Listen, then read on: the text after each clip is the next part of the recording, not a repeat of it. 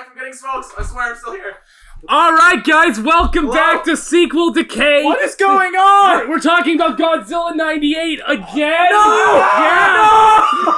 Speaking of Godzilla 98, my is 3 inches. Yes! Yes! No! Yes! Oh, fuck! Oh god! Do we have a bouncy intro theme we can play right now?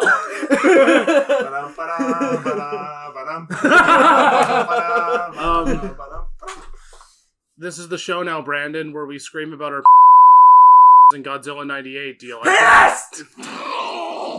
We've really gone downhill. Hello everybody, I'm back. Welcome to Decay. It's been a while since I've been on the show. All three of us are back, boys. The boys are back in town. Original crew. The original crew, finally. All right. It's been a while. We're I good. gotta do the thing. There's gonna be an Oliver though. There's gonna be we're gonna have a fourth host, Oliver. Oliver, the most charismatic of any Sequel Decay host. All right. So All right, guys, we gotta get this shit on the road. No, we don't. All right. We're gonna be here forever. Fuck no. Hello, and welcome back to Sequel Decay, where we struggle to get through the day one franchise at a time. I'm Chris Ranta, and with me is Stefan Salehio. Hello. And for the first time in about 7 years, Brandon Pollock. hello. I'm Yay! back from the convenience store with a pack of smokes. That's why- I know it's been a while. I've been busy, but I'm back. Hopefully for the foreseeable future. Yay! Yay! Let's not get our hopes up. Ambiguity. That'll leave the fuckers waiting. So, What are we talking about today, Chris? so last week we did the MCU Spider-Man, Mm-hmm. which, whatever. it's Great. good. It was, yeah, it was good. Who gives a shit? Oh yeah, Brandon, you weren't here last week, so what'd you think of Far From Home? I thought it was really good. What do you think of Homecoming? Also thought it was really good. Okay. That's great. Moving on. So Yeah. last week we did MCU, and this week we were going to do Raimi, but because we shifted everything for cynical views, which we Mhm. didn't get, you Mhm. fucking assholes. Hmm. Fuck Very you guys. disappointing. Fuck you guys. I love you. Please don't leave. I need your validation. Ignore him, This- please, God. This is the only reason I don't put a Please. shotgun in my mouth every day. Please, Stefan's mom, don't leave. Grandma, no! Mom, I love you. I'm sorry I couldn't stay for dinner today. Fuck, okay. Please don't kick me out. Fuck, okay. So today we're talking about Spider-Man, Spider-Man into the Spider-Verse. Into the Spider-Verse, but Sony Pictures Animation, right? Yes, this is, I believe, their follow-up, Sony Pictures Animation's follow-up to the Emoji Movie. Lovely film. That charming family classic, For all of you, that was sarcasm. Thank you very much. which, I, for one, never would have guessed. what are you guys talking about? The movie has 105% on Rotten Tomatoes. That's a great start. Oh, this is brilliant. This is great. Okay. Fuck. Stefan, why don't you tell us a little bit about the plot or something? So, Spider-Man Into the Spider-Verse has nothing really to do with the previous Spider-Man that came before it, and it's the first animated Spider-Man movie. It stars Miles Morales, a Afro-Latino kid in Brooklyn, whose universe as Spider-Man dies tragically, and the Spider-Man powers are transferred to Miles, thanks to a very convenient radioactive spider bite. Which they never actually kind of tell us where it comes from, I've noticed. Not really. You know it comes from Alchemax, and it's from experimentation, Well, but that's the most you get. Well, it's funny too because they go back in, they go eventually like to that building, but there's no like spider testing facilities. No. Anywhere that like there's not. They don't really explain where the spider comes from, but like that's details. I guess not. In order to foil a plot that could ultimately doom the city, Spider-Man has to Miles has to team up with Spider-Man from other dimensions, and these Spider-Men are Peter Benjamin Parker, who is a washed-up Spider-Man who's pushing 40 and whose life is effectively shit. We'll call him Spider-Dad from here on out. We're also going to Yes. call them borderlining on suicidal. Oh, definitely. Spider-Man Noir, voiced by Nicolas Cage, who's a Spider-Man from a 30s-style noir universe. Yes. Penny Parker, who is a anime girl Spider-Man with a mech. Yep. And Peter Porker, the amazing Spider-Ham, who is a cartoon pig. Voiced by John He's a Mulaney. spider who got bitten by a radioactive pig. Voiced by John Mulaney. Voiced by the incredible John Mulaney. And Spider-Gwen, or Spider-Woman, who is Gwen Stacy, voiced by Haley Steinfeld, who is also the Gwen Stacy who was played by Emma Stone in the Amazing Spider-Man movies, although she's a million times more interesting in these. And also alive. Also alive. which is unlike Emma Stone's character in Spoilers all for of next the... week! Wait, we're doing it next week? Fuck! And Miles is voiced by Shamik Moore. Peter B. Parker is voiced by Jake Johnson. Yes. I also wouldn't mind calling him Suicidal Man. Suicidal man. Suicidal man. Hangs Does himself whatever. with whatever webs he has. Fucked up his marriage and now has no kids. Can he swing from a thread? Yep, he's swinging. Yep, he's swinging. Yep, he's swinging. No. Can he swing from a thread? Yep, he's swinging. Now No, he's stopped. But I was gonna say, but he's dead. Because it rhymes. This is almost as bad as Spidey Bells. Okay. So Anyway, that's basically Into the Spider-Verse. charming. Chris, what do you think of Spider-Man Into the Spider-Verse? I love Shut it. the fuck up, Chris. Brandon, what do you think about Into the Spider-Verse? This is. I was talking about this a little bit earlier. Not when we weren't recording. This is my favorite Spider-Man movie, tied with this original Spider-Man 2 by Sam Raimi. Just phenomenal. It treats fans to all the stuff that they wanted. It executes the story well. There's good character development. It's shot in the cinematography of this movie is incredible. Even though it's animated, it looks incredible. Chris, Stefan, what'd you think? Since you cut me off the last time. can't always get what you want, you fucking baby.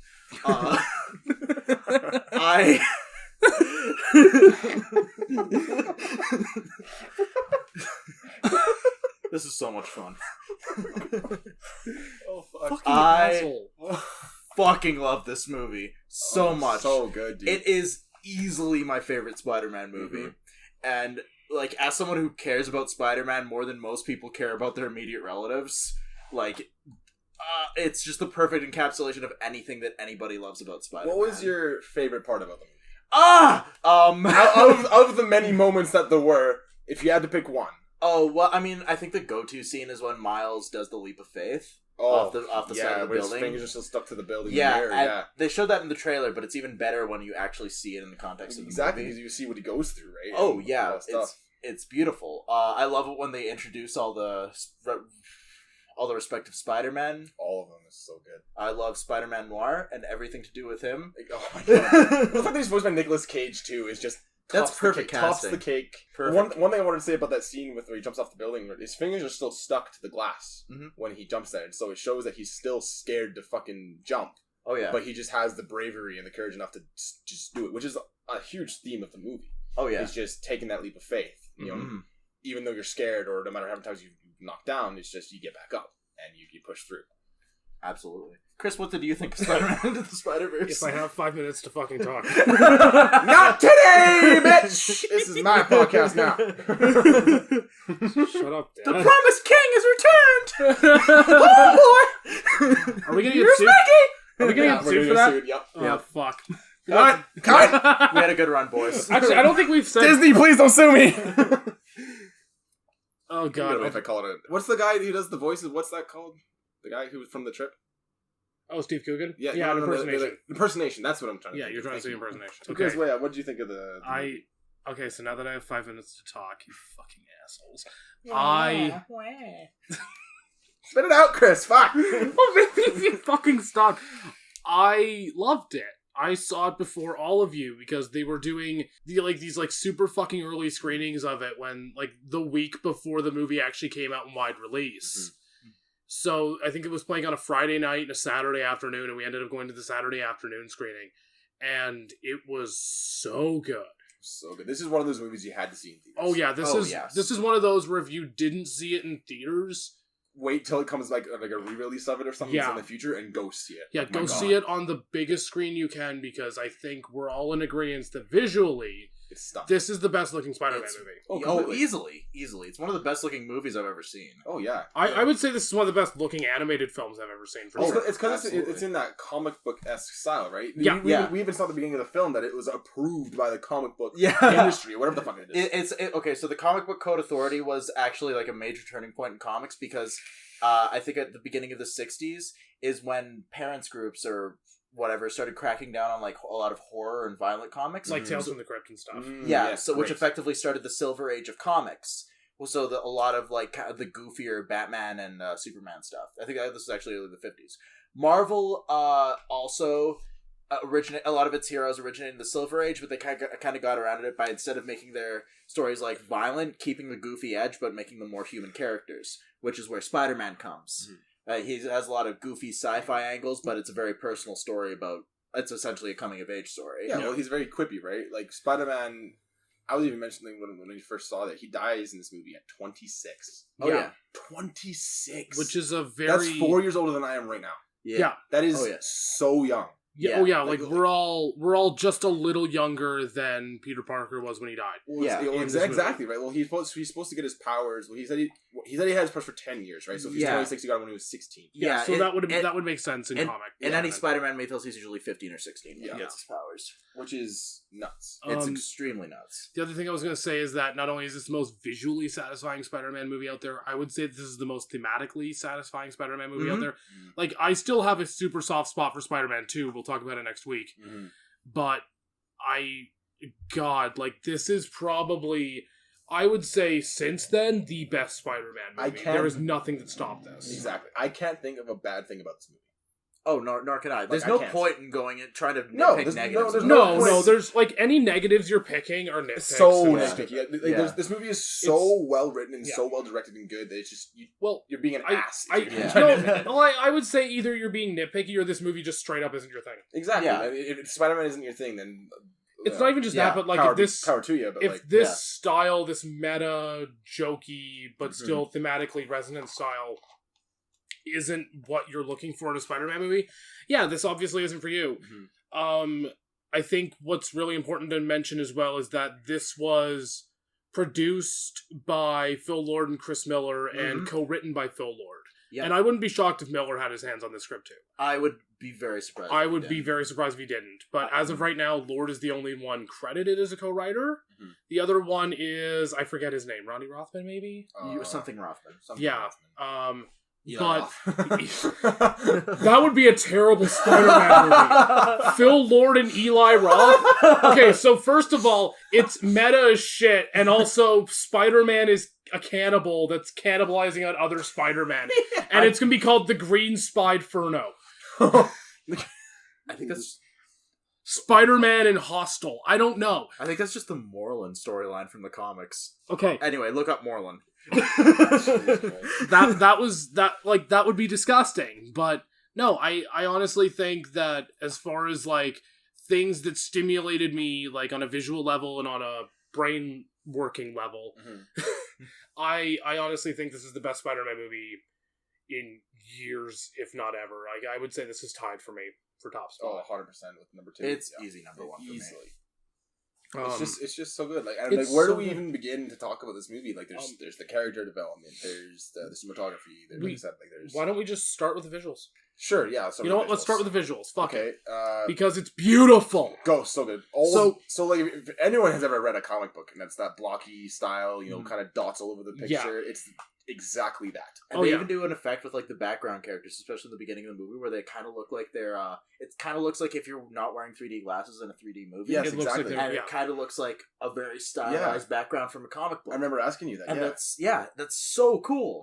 It's so cool that they would have thought like, why don't we just do this so it looks cool? Well, it makes it really brings your view onto what you're exactly what you look at this. That's the exact purpose in comic books. Well, and to see that applied so beautifully in the screen, it's so incredible that people thought that they could do this. Well, and not only did it. Well, not only that, but I also will argue that the comic book style really does come back to the themes of the movie and a lot of the messages that the film tries to bring off to kids. Yeah. But I was also going to say, like, to pull back the curtain a little bit, we all sat down and watched this together on my new 4K television, which is 65 inches. I hate to brag. And you love to brag. I do. A little bit of it's a brag, but the other part of it is weird flex, but okay. But no, like a little bit of this is a brag. But also, just watching this, again, just that stern, you need to watch this on as big a television as you possibly can. HD. Well, I think I've always been the guy, is 4K really worth it? Do I really need to buy a 4K TV? And, now... This movie justified it. Because I've watched this movie on my own TV, right? My home house, right? And then I came here and I watched it on your TV, and I was just like, holy fuck, the difference. Oh, yeah. It's ridiculous. And I'm just watching this on a standard Blu-ray. Like, I don't have a 4K player. We're just watching this on my PS4. Exactly. And I'm almost considering, like, because if the PS5 comes with a 4K Blu-ray player in it, sure it will. I wouldn't be shocked. It'd be kind of a downgrade if it didn't. Yeah. Well, So if the PS5 doesn't come with a 4K Blu-ray player, or if it does, then I am going to rebuy this on 4K Blu-ray. 100%. Like 100%, I'm rebuying this on 4K Blu-ray. Well, as well as like when the sequel eventually, because there's going to be a sequel. When it eventually comes out, you're going to want to have that 4K playing because it's going to be exactly like this animation style and so much better. Oh, yeah. Anyway, the main message to take away from this is consume more televisions. No, the main... Bye! You guys ever seen They Live? No, but the main message I'm trying to get across here is watch this on as big a screen as possible because you are going to appreciate the animation style, you are going to appreciate the cinematography, you are going to appreciate every aspect of this film's vision a lot more if you watch this on as big a screen as humanly possible. Yeah, I'm glad we ended up watching this together because I think if I was going to watch it on my laptop and I don't think I would have gotten the same amount of enjoyment out of it. No. Like, stop watching movies on your computer. I feel bad because I've seen. I'll keep doing it. I've talked to some people, right, and they're like, "Oh, I didn't see it in theaters," and I'm like, "You fucking idiot!" And they're like, "Why?" And then they watch the movie with me. I'm like, "Oh, I'm so upset I didn't see it in theaters." I'm like, "I told you." So I'm probably on record as saying like I don't think there's a perfect way to experience a movie, but if you didn't see Spiderverse in the theaters, I'm sorry, but you missed out. You saw it in the theater too, right? I did. I saw it. We all not did, opening day, but I think the week after. Oh, okay. Okay, then I saw it before all you. Pretty sure I saw it in 3D as well. One other thing I like about this movie, but this is when the other Spider-Man come in, is it just blends styles of animation. Yes, like anime, like old Looney Tunes cartoon style. Yeah, there's no. Did that feel like a cartoon? There's no consistent character model. And I love it. It's because they don't really look out of place. No, because they're all slightly cartoony. Yeah. You got an anime character. You got a Warner Brothers cartoon. Essentially, don't get sued. There's a fucking noir character. Even make a look. Can you say that legally? Yeah. Well, he says that's all, folks. Yeah. Wait a minute. I was gonna say, the design for Spider-Man Noir really reminded me of like something I would see in like a Sin City comic. Yeah. Oh fuck yeah! I didn't even think of that. Yeah, definitely. or like any really like noirish Frank Miller comic. Yeah, like Dark Knight Returns, even. Yeah, definitely. He even kind of reminds me. It's from some angles of the Batman animated series. Yes. Yeah. What it reminds me of is I don't know if you guys ever played this game. There was this game called Spider-Man. Some kind of interdimensions or something like that. It was Shattered Dimensions. Shattered Dimensions, that's what it is. And you could play as the 1933, yes, 1934 noir guy. And it just satisfies that. It brings me back to when I was, how old I was when I was 14, 13. Mm-hmm. I was playing this noir game, right? And I see it as like, it looks exactly like it did in the game. Or even better because it's in the comic book style. Mm-hmm. It just looks so good and it brought me so much nostalgia. Oh, yeah. Yeah, like, for some reason, Sin City's nostalgic to me, too. What the fuck is wrong with me, guys? Evil Dead, Sin City, kill me. Well, this movie does so much fan service, like, an incredible amount of fan service. I would say that... It addresses the Raimi Spider-Man 3 fucking emo Peter that was in the first 2 minutes. Well, he's like, this happened. Okay, so now that we're getting away from the visuals, I want to talk about how this movie is both thematically satisfying and very much like, hey, my brain's working. Also, it is a 2-hour shitpost. In the way that it makes fun of Nicolas Cage memes, the way that it goes after the emo Peter dance scene, the way that it goes after that 60s Spider-Man meme of them pointing at each other. The cutscene at the very end? Yes, Miguel with Miguel O'Hara. Yeah. That was the hardest I've laughed at a post-credit scene. Oh my God, in, I know. Oh yeah. Like, even the post-credit scene in, like, Far From Home, as great as that reveal was, and we won't talk about it on the show yet. Oh my gosh. We'll talk about it later. But it was nowhere near as satisfying as seeing them make fun of, like, the fucking scene from the old 60s cartoon. I was the only one laughing in the theater, guys. I was dying. I was like crying. You guys didn't. Little time out real quick. You guys didn't talk about the end credit cutscene for Far From Home yet? I think we touched on it, but we didn't want to spoil anything. Spoil it. Oh, you didn't want to spoil it? Yeah, just in case somebody had like walked out before or something. Yeah. Okay. And we didn't also, feel comfortable spoiling. yes. So yeah, this movie's a shitpost. Also, I really liked in like the Times Square sequences where there's a bunch of random posters. Like there's one making fun of like the typical Seth Rogen movie called Hold Your Horses. There's actually a parody of Shaun of the Dead. Shaun of the Dead called From Dusk Till Dawn, which is also making fun of From Dusk Till Dawn, the Quentin Tarantino written and Robert Rodriguez directed. Speaking of Sin City movie. And in case there was any doubt that this is an alternate universe, there's a poster advertising Steph Curry as a golfer. Yep. that made me laugh. There's also there's also a sequel to Bridesmaids called Baby Shower. And the other one I noticed was it was a parody of the Nick Kroll, John Mulaney Broadway show called Oh Hello, and it's called Hi Hello. So that was kind of nifty, especially considering John Mulaney's in the movie. Yeah. All these little Easter eggs they slip in the movie that like, the actor or like they change the sport of a certain very, very famous sports player. Mm-hmm. Little things like that just add stuff to it. Yeah. I mean, it makes it seem... And it was kind of clever and it was kind of funny. Well, it adds that cheesiness, that corniness of old comics to the real life, right? And and I love how they treat it like a subtle running gag and they don't make it blatant. So you're just sitting there going, yeah. I like how even like the stuff that it does like kind of bring back for nostalgia's sake, like it just twisted enough. Like, yeah, Scorpion's back. But he's a Mexican. He's a Mexican cartel boss, which is a thing in the Ultimate Comics. But he also has like these mechanical scorpion legs and a tail. Yeah. Where in the comics he's just like a suit, right? In the comics he's just a suit, and he's a white guy. His name's Matt Gargan. Yeah. And he becomes Venom at one point, which is strange. So many different things. Oh yeah. Doc Ock's back, but she's a lady. What else we got? Prowler. The Prowler. Prowler's back and really fucking good. we'll get to him in a while. Oh my god, Prowler. His storyline. Yeah. All the subtle variations on Peter's story and how they reference other versions of the character and how they build up new characters and whatnot. And something I found that was really kind of not really super important to the plot, but I thought it was actually kind of a cute little thing. You know how in the very first actually, I'm going to go back to the Raimi Spider-Man just for a quick second. Yeah. The very first Spider-Man, Peter kisses MJ upside down when in the rain. Right? Very iconic scene. Everyone knows about it. They did the exact same scene in this movie, except it showed, Spider-Man looks like he's upside down and he's kissing MJ, but then it zooms out and it's actually the other way around, where MJ is the one hanging upside down. And I'm like, okay. Interesting. I don't know. I thought it was there's like little variations on things. Like in Spider-Man 2, the scene where he... remember that scene in the restaurant where... Yeah, where he dodges the car. Where he dodges the car and he, like, grabs MJ. Yeah. In Spider-Verse, he just destroys the car. Punches the car. He just flat out punches the car. So yeah, like, there's little variations like that. And of course, they kept the emo Peter scene intact. I just love how they don't even give a fuck what time it is. Like, this is what it is. Deal with it. Yeah. It's like...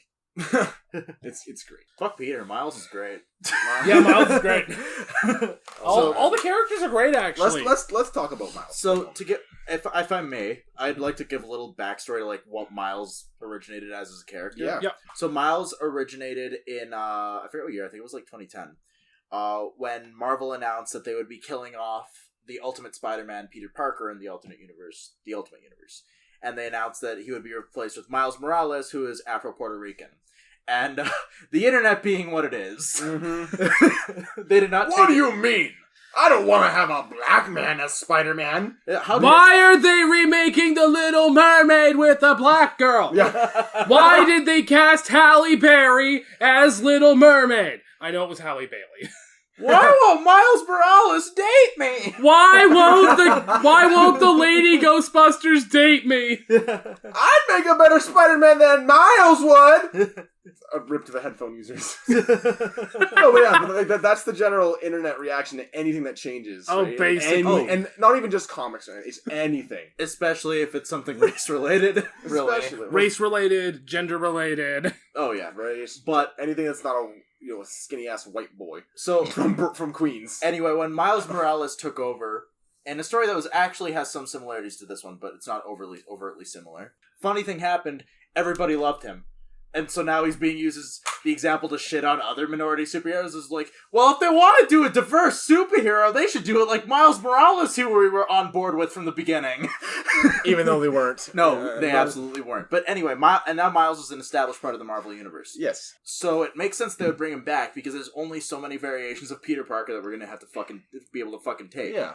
And with Miles in this, they kind of play up more. I feel like he's portrayed as being anxious, of like he has some sort of anxiety disorder. He's very kind of what would the term be? He's very panicky for one. He has trouble figuring out where he wants to be. He doesn't feel comfortable around in his new fancy elite charter school. Yeah. And he struggles to feel like he really deserves to be Spider-Man. That's like Stan Lee says, like, the suit will fit eventually, but for now it's like breaking at the seams. And he's having trouble keeping it together. But I think that does tie into the major theme of the movie, which is the leap of faith. But before I go into that, do either of you have anything to say about Miles? No, I think you said it all. If we're gonna go into characters, though, I do want to talk about how how they made Peter Parker feel fresh again. Oh my god! As a character, Yeah. Like, guys, they've rebooted Spider-Man 4 times. twice already. They've made 3 different iterations of Spider-Man cinematically in the last not even 20 years. Live action, right? Yeah, like live action, like in like not even 20 years. Yeah, exactly. Well, like the first Raimi Spider-Man came out, what? 2002. So not even 20 years ago. Exactly. It's been 16... Been about 17 years. 17 years, and they've rebooted the franchise 3 times. Yeah, like they've done all from the same studio. Yeah, it's because... And the reason this feels good is because they don't even try to take the same like route with it, and thank fucking God. Well, exactly. Oh, well, God, if they did. Well, the thing I like about this one is that they admit they fucked up a lot, and they just roll with it. Yeah. And it's like, these are all fuck-ups, deal with it, we're gonna make something new. Which is I was gonna say that feels more like a Lord and Miller thing than that does a Sony thing, because Lord and Miller are very well known for, taking things like that and just really taking the piss out of them. Mm-hmm. Like, if you even watch, like, one of the Jump Street movies, you'd see that. Hell, if you watch the fucking credits scene for 22 Jump Street. Oh, shit, here we go again. No, well, yeah, like, I could imagine, like, if they ever made 23 Jump Street, and I don't know if I would be okay with that. making 23 Jump Street. It was originally going to be the, like, what Men in Black International is now? Yeah. That was going to be a Jump Street Men in Black crossover. Yeah, that's what I thought there was, too. But Yeah, they and I mean, decided not to do that. You know what? It's a good thing they did. Yeah, that would have been kind of stupid. awful, yeah. Yeah, that would have been dumb. That would have been complete horseshit. And I don't think Lord and Miller would have been involved. But basically, like, even like looking at the Lego movie and how they make fun of stuff in that movie, or, like I said, the Jump Street movies especially, like, it makes a lot of sense that they would be taking the piss out of Spider-Man and what Sony's done with it, for better or worse. Mm-hmm. Absolutely. And yeah. And another thing I kind of want to bring up, going back to the visual shit, because I actually didn't think about this till now. Mm-hmm. It's amazing how every Lord and Miller involved animated film they've made in the last, while, even like Clone High, like, every animation style is so different. Oh yeah, definitely. Like, I was trying to sit there going, like, does this fit in the mold of, like, Cloudy with a Chance of Meatballs? Like, obviously not the Lego movie, like, that or Clone High. It's like, no, it doesn't. It is its own thing. And It's amazing how each and every one of those movies is unique. Even broadening the scope to other animated stuff. Like, there's nothing like this. No, there is absolutely nothing like this. Like, this is beautiful. It's the first comic book looking, like, comic book page looking movie that I've ever seen. Mm-hmm. Oh yeah, like a lot of the shots in this movie look like panels of a comic book. Exactly. Just came straight out of I think it. that's something that animation is the only way to actually capture that, because they've tried stuff like that in live action movies, but it doesn't feel jarring necessarily, but they can only do so much. I think Sin City came really fucking close. Well, sure, but they can only come so close. Well, yeah, exactly. because you get to a point where the people are too realistic. Let's move on to some character development, because that is another huge part of this movie that I think I loved. Oh yeah, like every character feels well fleshed out. Like every character feels fleshed out. I guess we can start with talking about like Miles. Like, we've been talking about Miles for the entire time, but like, in terms of the character, he starts off, like you said, Stefan, as this kid who doesn't really know what he's doing, there's this overall theme, like, when Peter Parker dies, he goes immediately to the shop to see, the Stanley cameo. Yeah. Great cameo. Oh, yeah. But he goes to the shop and he picks the suit, right? It'll fit eventually, but he's wearing the suit the rest of the film until he makes his own. Yeah. Right? It's this constant recurring theme of, I'm never going to be able to live up to the Spider-Man shoes. Yeah. I'm never going to be able to fit the suit. I'm never going to be able to, that kind of theme, right? And then it's only when he realizes, like you said, takes that leap of faith. Yeah. And he realizes he doesn't need to fit it in the same way. Yeah, and I don't think it only happens after he really connects with his dad through the door in that incredible shot. Oh yeah, of where it's just the black line in the middle and then the door on either side of the door, right? Yeah. And it's just so good because I feel like that, I related to that a lot because me and my dad, like I love my dad, but we aren't always on the same page, right? Like we've had our differences. And, Well, I think every family's like that. well, exactly, Oh, yeah. right? But it really gives that feeling. It's like the son is looking for the dad's approval, right? Yeah. He's looking to prove to his dad that he is the son he's supposed to be. He wants to make his dad proud, right? And so when he gets that thing from his dad, he's like, I don't care what you do with the spark you have. I just know you have it. You go do what you want with it. Be your own person. He kind of has that reason now that he feels like he's, I guess, a little bit more whole, right? He got that piece that he was missing.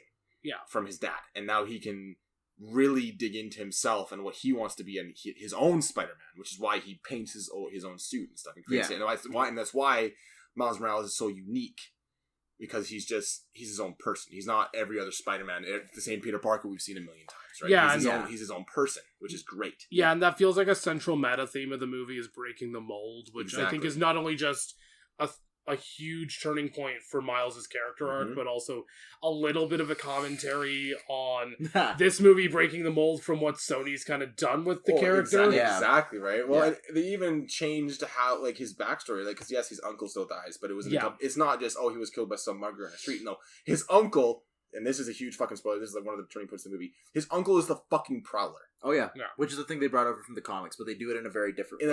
And it's just such a shock, because as soon as Miles lifts up his mask, and Aaron, the guy who plays the Prowler, sees Miles, he just completely changes how he's acting. He goes from this murderous, cold-blooded fucking killer to, oh fuck, I'm hunting my nephew. Yeah. What am I doing with my life? And that really shows in Miles' reaction to when he dies, because it's like, I look up to this guy for so long, and I've always had a soft spot for you, and you ended up being the bad guy. Yeah. That is. They even had the meta in it when the noir guy's like, "Wow, you have a pretty killer backstory going on right now," yeah. And fucking Penny Parker just goes, "Fucking shut up, man!" Like slaps him in the knee or something. He's like, "Come on!" Like, but like it's right though. Like that's the most like yeah. I'm going to go back to what you were saying about Mahershala Ali being so good in this movie. Yeah, it is my firm belief that he won the Oscar for this and not Green Book. I would hope so, because he deserves it more for this than Green Book. Yeah, thanks to the Green Book. I'm no longer racist. We can be friends. I had to find some white guys more racist than me. Oh my god. The real Green Book's the racism we cured along the way. I don't know if this is kind of just... Have you seen that video, Brandon? No, I haven't. Oh, I gotta show it to you after this, then. One thing I'm just going to about the way Miles looks, like the afro, he has the pretty same look. Yeah. He looks like the guy from Sorry to Balding. Oh, look, he looks like him. The same hairstyle, the same facial kind of structure. Yeah. I would say for a comic books movie, but like you're talking about Lakeith Stanfield, right? Like the main guy. Yeah. Okay. Yeah. The guy who turns. Hey, yes, that actually happened. Spoilers for Sorry to Bother You. I think Gwen Stacy is pretty much only interesting in the context of Spider-Gwen. Yeah. The only other purpose she serves is to die. Yeah, in the comics and in the Amazing Spider-Man movies, her main purpose is to be Peter's love interest and die, and then she dies in the comics because they were like, okay, we gotta introduce some stakes, so let's kill a woman. Yeah, and then they bring way to fridge a bitch. Yeah, I mean that's it's very problematic nowadays. And then Amazing Spider-Man, they did it because Gwen Stacy died in the comics, and that's how it must be because we're not creative. We will talk about that in 2 weeks. Sorry, Sony. Not really. No, we're not. But Gwen Stacy is another interesting case where they brought her in for a major Spider-Man event called Spiderverse, where they brought in a whole bunch of alternate universe Spider-Mans, and she was brought in as a character in that, and she is from a world when Gwen Stacy gets bitten by the spider and is unable to save her friend Peter Parker, who becomes the Lizard and dies. Yeah. Which is a really cool twist. I didn't know he became the Lizard. That's kind of interesting. Oh yeah, and it's an ongoing series right now, I believe, and I've only read like the first bit of it, but it's really good. I'm gonna have to come to you next time you go to a comic book shop and just see what books you're getting, because like I'm kind of wanting to read these. Yeah, definitely. I can lend you some. That's the thing too. This movie really makes you want to read the comics. Oh, yeah. Definitely. Because you see that image, I was like, I want to read that. That looks cool. Let's just keep doing that stuff. Yeah, you know. And Another cool thing about Gwen Stacy is they use the same color palette from the comics for her, which is usually like pink and black. Yeah. It's really cool. They keep her costume from the comics, but they add a touch. She has blue ballet shoes because she's a dancer. Yeah. She's visually interesting. She's got a neat. It's not as developed as Miles or Spider-Dad, but where she's taken the death of Peter, her universe is Peter, to mean that she should close herself off, and so she slowly opens up to Miles. Yeah. And Haley Steinfeld is great. And she's got some good lines in it. Time out real quick. Yeah. Spider-Man fucking 3. Was Gwen Stacy played by fucking Bryce Dallas Howard? Yes. Yep. Ron Howard's kid. Yeah, okay, I thought so. So Peter B. Parker. Yeah. Spider-Dad. Spider-Dad. With the sweatpants and fucking everything, man. Suicidal Man. Well, I think, us calling him Spider-Dad isn't also just because, well, he looks like a fucking dad. The fucking He track looks pants. like a dad, like the track pants and everything, but he also acts like a dad. Yeah. In that way, like, and that him of, like, because you find out, right, that when he's explaining his backstory a little bit, he's like, oh yeah, MJ wanted kids, and now he got scared, right? And it's like, okay, that's kind of a cool little twist on Spider-Man I've never really seen before, you know? And the fact that he kind of when he interacts with Miles, he kind of sees Miles as like the kid he never had. Yeah, the kid he never had, and he's training him, and he's realizing, oh wait, do I want kids? Oh fuck! And he has this kind of epiphany halfway through the movie, or even like a little bit into the movie, like 2/3 into the movie, where he's like, holy shit, I want kids. Yeah, you know, like I want to try again with MJ because life's too short, and yeah, it's something like that. But he doesn't realize this until later in the movie, right? No. He's also a perpetual fuck up. Yeah, completely. Yeah, which is very much the logical conclusion of Spider-Man, I think. Yeah, he is a perpetual fuck up. He's absolutely depressed. He's ruined all his personal relationships. Yep, he's a fat ass. He probably has a drinking problem, but this movie's PG. Peter doesn't drink. He's never in any iteration. He just doesn't drink. I'm pretty sure, but he's as close to being an alcoholic without actually drinking. I was gonna say he without drinking, he gives off that he probably has a little bit of a drinking problem vibe. Yeah. Well, one thing I noticed too is when he's explaining his backstory, is that I think it's just with any Peter Parker that goes up, right? Is that he still has that he became Spider-Man who was 16. Yeah. So he still has that mind of a kid. You know, he eats pizza, lives in a 1-bedroom apartment. You know, probably plays some video games still. You know, has that mindset of. Yeah. Even when he's saying, he's like, oh, made some dicey financial investments. It's like, yeah, you never fucking learned. You didn't really, learn the financial stuff. He didn't really have a chance to grow up. Exactly. No. He didn't go through that 18 to 24. Yeah. Where you learn about don't really learn. You kind of just muscle your way through learning how to taxes and all that all the investments and shit. That we're currently doing that right now as in the real world. Kill me. Yeah, right. Fucking terrible. I still don't know what to fucking do. But but you get that fucking event where he just clearly doesn't know what he's doing with the real life. All he knows how to do is Spider-Man, right? Yeah. And so every other aspect of his life is falling apart. Mm-hmm. It's really bleak when you think about it. Oh fuck yeah! Oh, it's extremely bleak. It's so bleak. But that kind of gets to the core of what's always made Spider-Man appealing is maybe not necessarily that it's bleak, but he's relatable. He's relatable. He's a very human character in an industry that is populated by gods. Yes. Well, you were saying earlier, Chris, how you were shocked that they were able to make Spider-Man fresh again. Yeah, they were able to make Peter Parker fresh again. Yes, right. Peter Parker fresh. Make Peter Parker great again. I don't think everyone's always assumed oh yeah, Peter. No one's really ever seen the Spider-Man past the age of 30, or no one really thinks of. I would say past the age of 25. Even that, yeah. You don't. When you think of Spider-Man, you don't think he's been married. He has potential kids. He's had a divorce. You don't think about that stuff. So it really made. Allowed, the older generation, our parents. Yeah. Who have these kind of situations, where people who've been through divorce or stuff like that, they can now more relate to Spider-Man as opposed to just the people who are between the ages of 18 and 26. Yeah, which is actually kind of shocking considering this is the first not PG-13 Spider-Man movie ever. Yeah, I think so. Oh shit!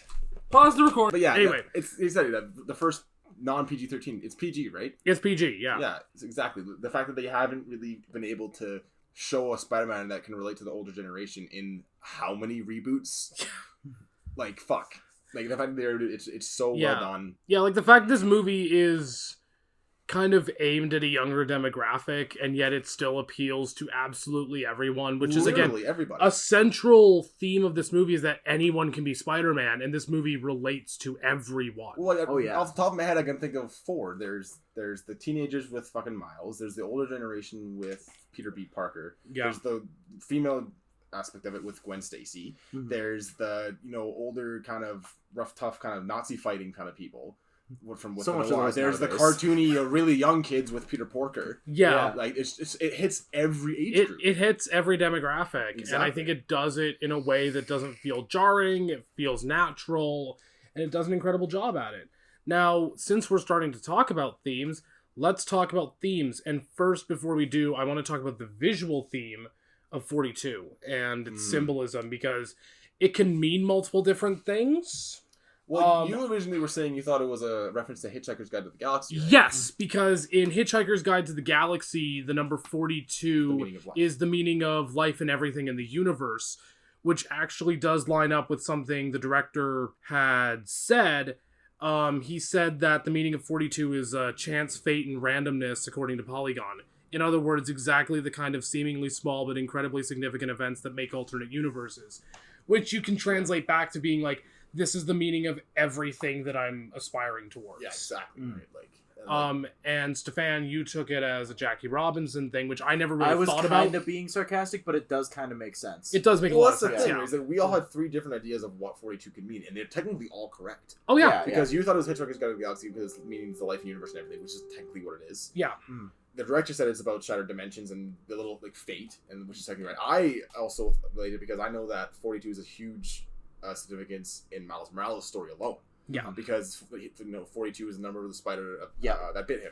Well, I don't even know. I think it's such a significant number for that story. Yeah. Yeah. I think it's amazing that 42 means so much in this movie, and that you can interpret it in so many different ways. It feels kind of sucky to be like, oh, let's see what the director actually intended with this, because at the end of the day, who cares? I like that it can be taken so many I like ways. I like that you can look at it in 3,000 different ways, but at least he's not being Darren Aronofsky about it with Mother. Yeah. Where he was like, it means the environment and only the environment. Oh my it God. means the environment. It means Is that the actually what he environment. said about Mother? Yeah, that's what he said. Jesus Mother is Christ. about the environment. Dude, Which there's so many different ways you can take I- it. I- That's for another movie. I gotta say, I prefer the David Lynch approach to things. I most certainly do. In the future, please let her play with black coffee out for me. Also in the past. No, the David Lynch approach is, so does your movie mean this? No. Can you elaborate? No. Which is the way it should Well, be done. 'cause exactly. It doesn't belong to them after it's out. Movies, at the end of the day, are an art medium, right? So it's supposed to be taken from the beauty is in the eye of the beholder. Yeah. Right. Yep. So you're however you take it, that's what it's supposed to be. Yeah. Right? If it does something for you, great. If not, whatever. If you need the meaning spoon fed to you by the creator, all you're getting is their interpretation. Exactly. You're You're missing the whole not point. interacting with it. You're missing the whole point. Exactly. Yeah. I mean, it is good to kind of see where they're coming from Yeah. to an extent, but at the same time, don't take their opinion as gospel. Exactly. Is how I feel. Speaking of themes, because then we're on the topic again. Yes.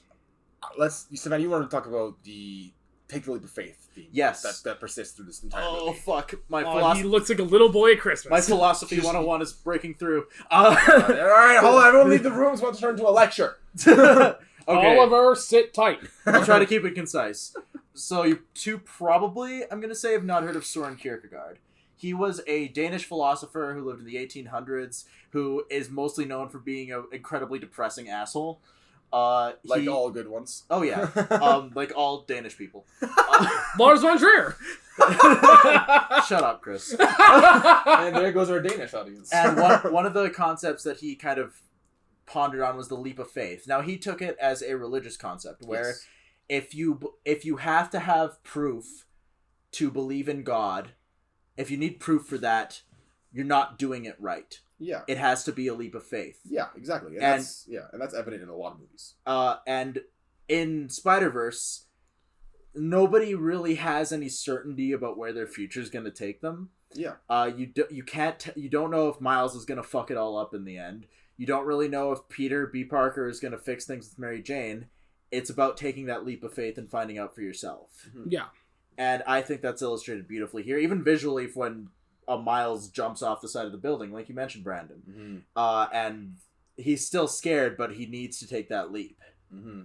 So Anyway, that's the link that Spiderverse has to long dead, depressed Danish philosophers. Like Lars von Trier. Shut the fuck up, Chris.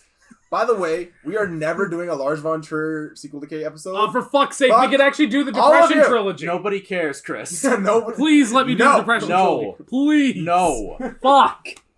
I want to talk about how much I don't care for Nymphomaniacs. Yeah, that sounds like a really compelling 8 hours. Excuse me, 5.5 if you're watching the director's cut. 4 if it's the theatrical cut. Well, talking about the leap of faith though thing, it's so evident in the entire movie, like you said, right? And towards the end, Peter B. Parker, because I have to distinguish with fucking Peter Parker. Yeah. Oh yeah, because this is the Chris Spider Dad. Yeah. Spider Dad kind of like Miles figures out his own stuff. He gets his powers, and he's obviously he's the new Spider-Man. He's gonna fix it, right? But he had that beautiful moment where he uses the same move Peter used on him in the apartment, or at his school, where he kicks under his feet, drops him, and holds him by the scruff of his shirt and says, "You'll be fine." And he's like, Peter B. Parker is just like, how do I know I'm not gonna fuck it up again? Exactly. Basically. Without that awful word, because this is PG. Well, how do I? Sorry, let me read. How do I know I'm not gonna mess it up again? Is what he says. I think. Don't quote me the exact line, but Of course and Miles reiterates what Peter's been teaching him the entire movie is it's a leap of faith, and he's just like, you know what, you're right, and he just lets go, and it's that acceptance of I just gotta try my best. Yeah, and exactly. That I think is one of another huge keys of this movie is just try your best. Yeah, right. And when you get knocked down, get up again. Exactly. Anybody can wear the mask. Keep going. Keep trying your best, and it's a huge metaphor for life, I would say as well, because. Lots of things in this shitty fucking world we have right now is stuff. There's the environmental problems. I'm not going to get into the fucking politics of it. Yeah. But like, there's a lot of stuff like I will. No, just there's a lot of stuff. No! There's a lot of stuff in this world. There's a lot of stuff in this world that can keep you down, right? And the main part of this movie is you do your best, and you'll be fine. Well, and that anyone can be their own person. Anyone can be the hero. Is a huge part of this film, and that is something that I believe the Spider-Man as a character, even before he was even on the silver screen itself, has just always been a huge part of him. Yeah. Like, just try your best. Anybody can be it. I'm just a kid from Queens. Yeah. He says that all the time. Yeah. Or Cap says that too. Captain America, I guess. Yeah, I'm just a kid from Brooklyn, right? Yeah, exactly. Exactly. So I think it's a huge part of the theme of just keep you trying your best and you'll succeed. And I think the alternate universe thing kind of builds on that too, because it avoids a thing where I think a lot of superhero movies do, where it's like, oh, it's on this one special person to save everybody. It's like, no, anybody can be the hero. There are so many people like you who have the potential to do these great things. Mm-hmm. And yeah, I just think that's such a great message. Yeah. Well, exactly. Yeah. And I think that's a really good message for kids to know, and that's actually for every demographic to well, exactly. kind of every demographic, and this is why it's such a good film, because it ties all these themes and all these little things in so beautifully, yes, and so well wrapped up in this 2-hour fucking movie. Oh yeah, that it's just insane that they fit so much in such a small amount of time. Yeah, it's nuts, and they do it so well that like you can go back and watch the movie again and get something new out of it. Well, exactly. I haven't seen this movie in probably about 4 months. Yeah, like it's endlessly rewatchable. Every time I watch it, I just love it. I can watch it again right now. I would love to watch it again right now. I could not get over it. I want to go to bed. Well, obviously. Fuck you, Chris. I'm not actually going to watch it again. But that's the just thing. keep my eyes open. I'm not scared. We're gonna the dark. We're just gonna clock. Speaking of, since we just sang that, let's talk about the soundtrack. Yeah, let's talk about the soundtrack. That is the soundtrack of this movie is so good. Can I say something real quick? Because you guys are gonna go off about the songs, and I am too. Because they're really good for a genre of music I don't actually listen to at all. Yeah, hip hop ish. Well, I wasn't gonna say hip hop ish, but I was gonna say like top 40 shit. Yeah, I know that's like, actually more of a yeah, like for top 40 shit, like this is decent. But what I was gonna say is, I love the score, and it's so underappreciated because everyone talks about that fucking Post Malone song, and everyone talks about the other songs. Well, it's because that's the one that relates to Miles the most. Well, right? and that's the one that relates to Miles the most. But like the score in this movie is so fucking good, guys. Like Miles's theme is amazing. Oh my god! Oh yeah. It's oh god! I don't even know what its song's called, but it's you're right. Where he's finally learning to get himself. Yeah, it is so good. What's Up Danger? What's Up Danger? That's the one. Are you thinking of the one where he jumps off the building? Yes. No. I was talking about like Miles is like when he goes to help the other Spider-Man. Oh, that one's great too. That one's amazing. Like that. Like I think that's like the movie's like central score theme, but I think it's more for Miles. I don't know, but sure regardless, it's great, and the score is very underappreciated. Thank you. Very underappreciated. It's so good. Like yes, and you're right. Everyone talks about that Post Malone song. It's on the fucking radio. Like I don't listen to radio at all. It's still at least every so often, like if I'm in someone's car and someone's got a top 40 station on, it's like it's all I hear is that fucking Post Malone song. It's like, and I don't like Post Malone, and it's a pretty decent song. I'm not a big fan either. I don't mind Post Malone. I'm kind of getting into him a little bit more now. I'm kind of like listening to more of his songs. But yeah, this is the song that got me like really wanting to listen to Post Malone. Okay, because usually I wouldn't be like, you know what, it's just it's a song in the movie, it's whatever. I was gonna say I don't like Post Malone that much at all, but this never made me go, I want to listen to more Post Malone because I already have my opinion. But not like hugely like you think, but like just check out his other songs a little bit, and like there's also a song by Jaden Smith in this movie called "Way Up," which is actually also a really good song. I think it's in the credits somewhere. Oh, okay. And it's just one of those uplifting songs of a Spider-Man song, right? He's clearly some themes from Spider-Man in the lyrics, but it's just another addition to the soundtrack that just makes it so. It can't be as good as Willow Smith's like I whip my hair back and forth shit. Which, by the way, just describe. I think describing what I thought was the name of that song is the most senior ass moment I've ever had. Back in my day, we used to listen to that I whip my hair back and forth shit. Remember when that was the #1 song on the radio? Yeah. Fuck me, man. God, that song might as well be a fucking satire, but it's real. Like, that seems like something Weird Al would do as a joke. Probably. Last thing I guess we should going to talk about is, just real quickly, because we don't really want to delve too much into this topic, is Kingpin. Yeah. He is, like you were explaining earlier, how the origin of Kingpin is kind of, he was beaten by his father a lot. He had a really abusive home life when he was a kid, right? And so he literally bullied his way through all these crime syndicates. And to get call himself the Kingpin of crime, right? Yeah. And the reason that he's so big in this movie is he's just to show off the huge mass. It's all muscle. He looks like a square. He's literally a gigantic block square. There's a scene where it's literally the entire screen is black, and all you see is his head and his collar. Yeah, and it is just like fuck. He is huge. Yeah, this is the only iteration of the Kingpin, like aside from the Michael Clark Duncan in Daredevil and Vincent D'Onofrio on his brilliant performance in the Daredevil TV show. This is the only one where, just because of the magic of animation, you get the real sense of his size and sheer imposing will. Because Kingpin, it's like you said, Kingpin is not fat. No. He is incredibly strong.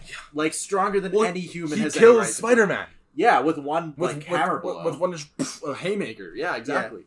So, and that comes across, and like he's got devotion where he's trying to, like, back to the leap of faith thing, like he's trying really hard to control like what is gonna happen in his future by bringing back his family, and obviously that's not gonna end well because you can't do that. Yeah. You can't invoke certainty. They established those stakes really early on. Yeah. There is one thing I would have liked to see a Kingpin that would have changed, and this is just a preference of mine from the old. We were all talking about the old TV shows of Spider-Man, like and the one that we were from the 90s called. What was I think it was just Spider-Man the Animated Series. Spider-Man the Animated Series, yes, which is great. It's the one I grew up on and one I loves. Oh yeah, same. In that series, Kingpin wears a white. Completely white suit with like a pink tie or something like that, and that is to me the most evil looking fucking suit I have ever seen. That's even though it's white and pink, it's just on him because he's so large and just a hulk of fucking, no pun intended, hulk of fucking stuff. Yeah. That he just looks menacing in the white. Yeah, right? Like that all white suit you're talking about that Kingpin wears in the animated show. Yeah. It reminds me of the getup that the killer characters wear in the movie Funny Games, which I get the reference and 3 other people listen to the show will. I get it. Oh, cool. I don't. It's really disgusting. You'll hate it. Yeah, but like I love it. That's if they were to bring Kingpin back somehow in like the sequel, that's where I would like to see his costume go at least. Mm-hmm. That's I guess a good segue. What would you guys like to see in the future films of this franchise? I guess? I'd like to see Lord and Miller come back, and I'd like to see the directors come back. I'm talking more plot wise. Oh, plot wise? Oh, I don't give a fuck. They can do whatever they want. I don't care. I give them carte blanche. So, let them go. I confirmed this with Stefan.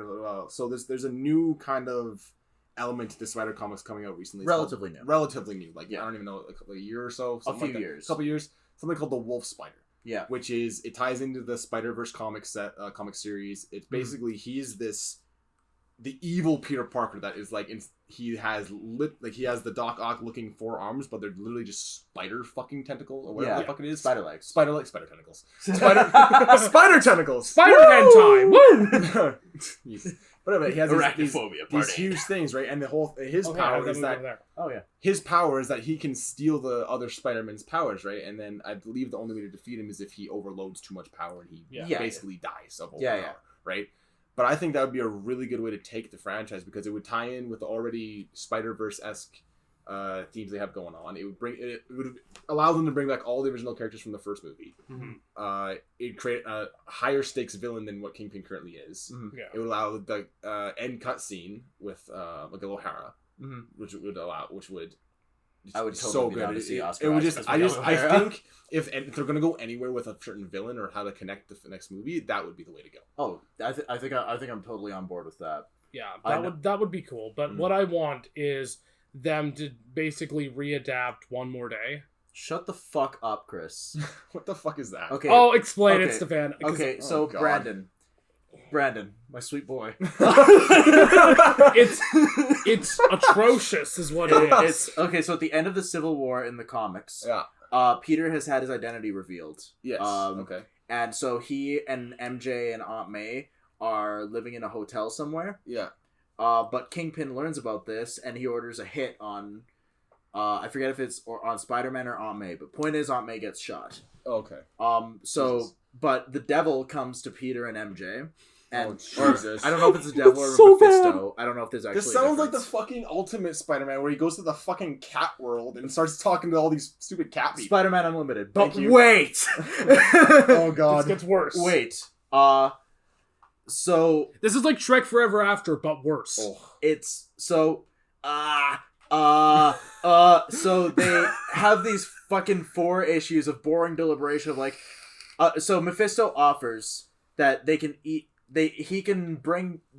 let Aunt May die and life will go on, or he can bring Aunt May back, but at the cost of their marriage. He will rewrite history so that they've never been married. And after 4 issues of deliberation, they like start saying like, "Oh, we're probably just gonna let her go because she's lived a long life, and that's the correct decision." Yes. And then at the last minute, they're like, "Oh, actually, no, we're gonna sacrifice our marriage to bring this 95-year-old woman back." Oh, and so they do that, and it's awful, and they bring back, and like Spider-Man comics had a hard time like getting back on their feet after that because they lost like the throw line. Also, I think they lost their audience. Yeah, that sounds bad. If you want to hear a story that sounds even worse, listen to our last episode where we talked about Spider-Man Reign. Oh god. Yeah, But- Spider-Man Reign's bad. But Yeah, I wanted that sounds bad. That's not. I wanted to bring something up about One More Day. So it was one of the few Spider-Man arcs I've read, and it was the one that almost turned me off of Spider-Man. That is how fucking bad it is. Let's not have that as No, fucking do it. I want Lord Miller to make fun of it. Shut up, Chris. Shut up, Chris. We're not It'll giving happen. him any Don't fucking fucking- idea. You know, Avi. Come on, Sony. Shut up, Chris. Avi Arad is going to hear this and he's going to think you're speaking literally. We're kidding. Don't do it, please. But Avi Arad is such a genius. What with Venom and the Amazing I'm Spider-Man going to movies. strangle you to death. Go for it, pervert. God damn it. So, as for like what they're doing in the future, like we already know they're doing a sequel to this, and Brandon actually really like your idea. We also know they're doing a Spider-Woman movie, which is gonna have Gwen Stacy, Jessica Drew Spider-Woman, I think, which would be really cool, and Silk, Cindy Moon, who is a more recent character, who's also really cool. My hope is that they bring Madam Web, because Madam Web is super cool, and that sounds pretty good. The good thing about this movie is just kind of opens up all kinds of possibilities for them to play with. Like you can do more alt-U stuff. You can do stuff that's more off the wall. You basically have free reign. Do you want a Spider-Man 2099 movie? Go for it, buddy. Do you want just a Looney Tunes style series of Spider-Ham stuff? Go for it. I'm here for it. Well, yeah, they've got so many opportunities. It's why I kind of just want to say, do whatever the fuck you want. I don't care.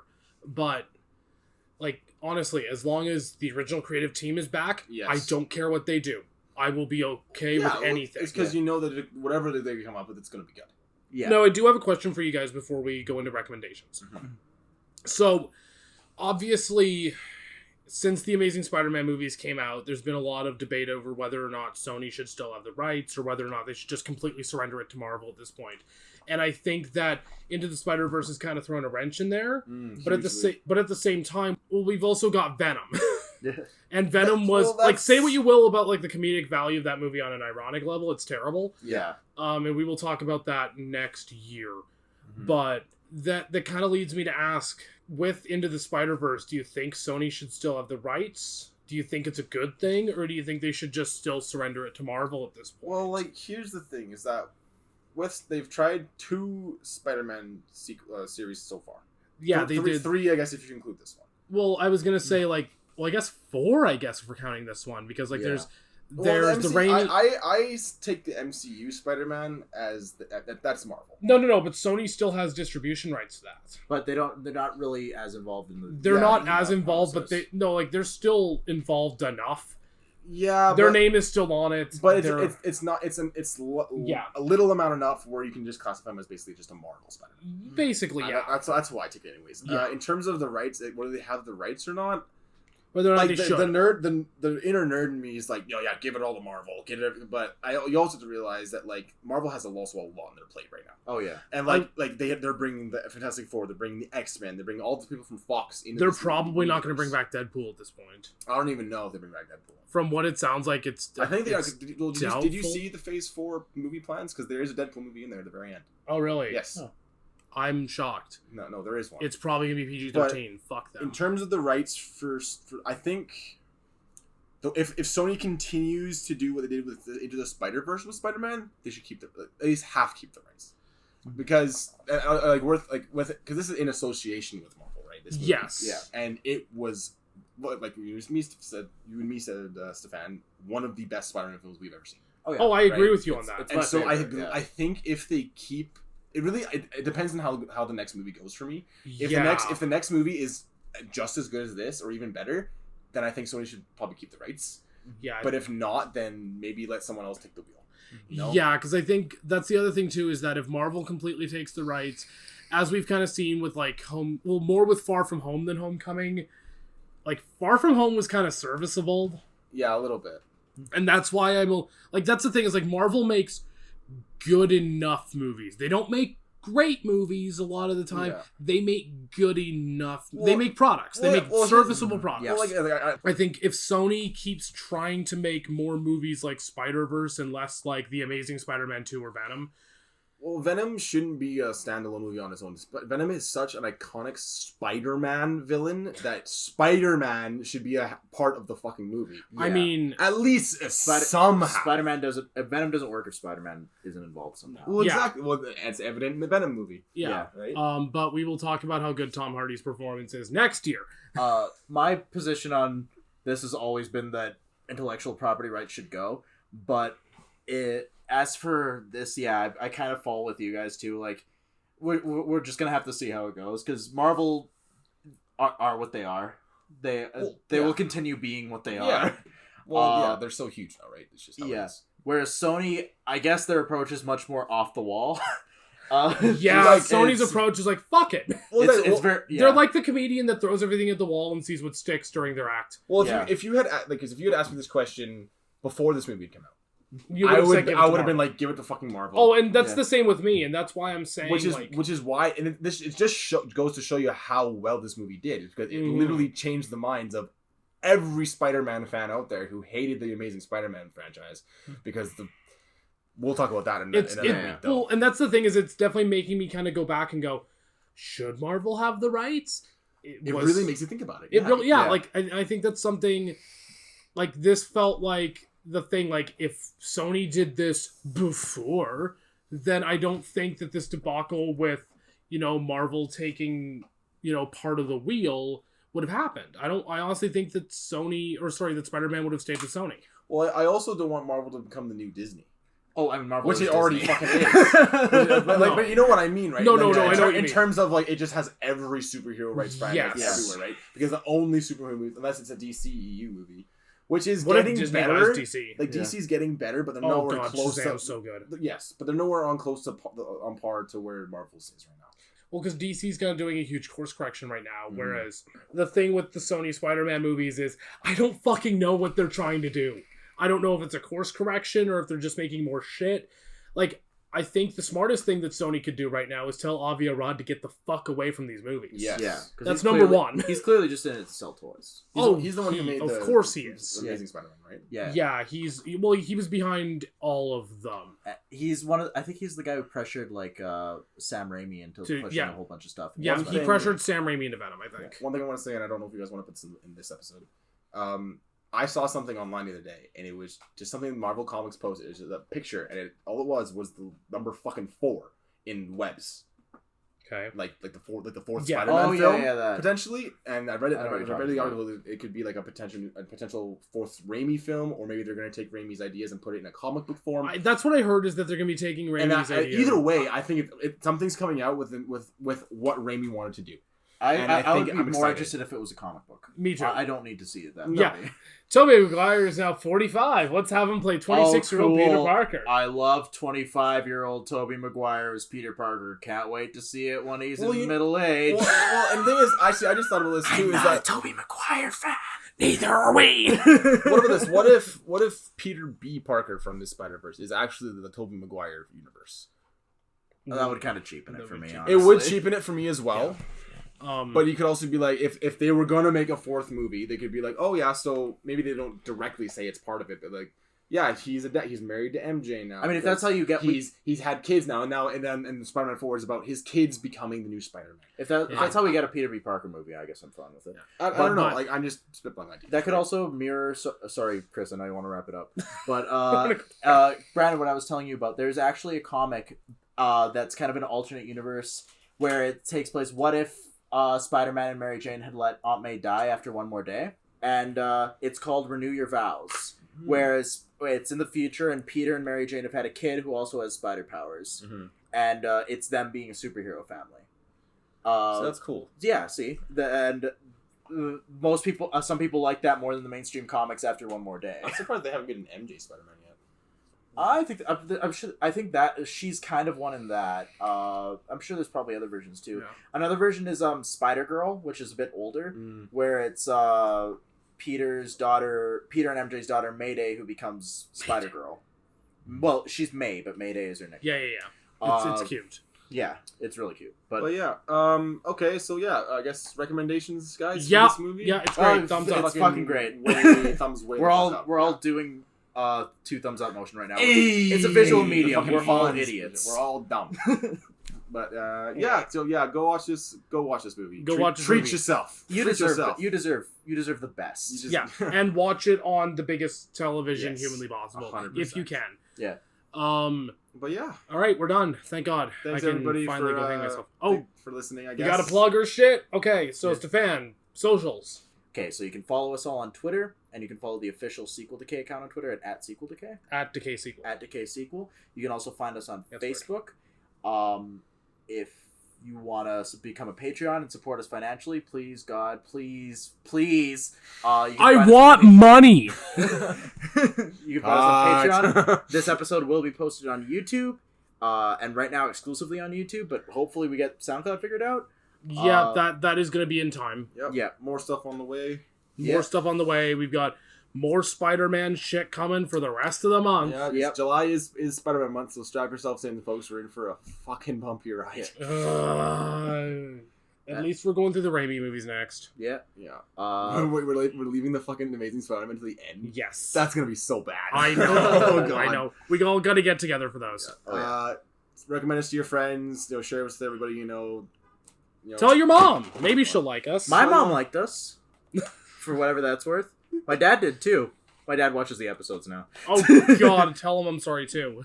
Oh, he'll hear it. Morris, on behalf of all of us here at Sequel Decay, Mwah. We are so sorry that we fucking ruined your child. Oh, I am don't worry. sure you thought he could have been so much better, but we fucked up. Oh, don't worry. He wrote me off a long time ago.